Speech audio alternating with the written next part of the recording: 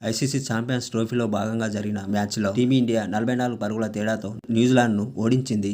ఈ మ్యాచ్లో ముందుగా బ్యాటింగ్ చేసిన టీమిండియా 50 ఓవర్లలో 9 వికెట్ల నష్టానికి 249 పరుగులు చేసింది.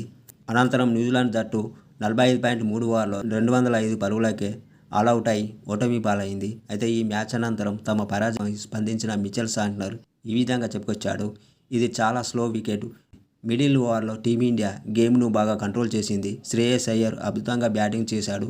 హార్దిక్ పాండ్యా మంచి ముగింపును అందించాడు. మేము ఊహించిన దానికంటే ఎక్కువగా బంతి స్పిన్ అయింది.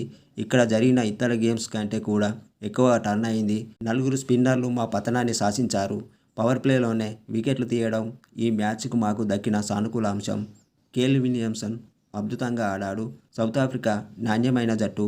లాహోర్ వేదికగా మా సెమీస్ మ్యాచ్ జరగనుంది. ఆ పిచ్ పేస్కు మరియు బౌన్స్కు అనుకూలంగా ఉంటుంది. మ్యాట్ హెన్రీ కీలకం కానున్నాడు. సౌత్ ఆఫ్రికాలో అద్భుతమైన 4 పేసర్లు ఉన్నారు. వారిని ఎలా ఎదుర్కొంటామో చూడాలి.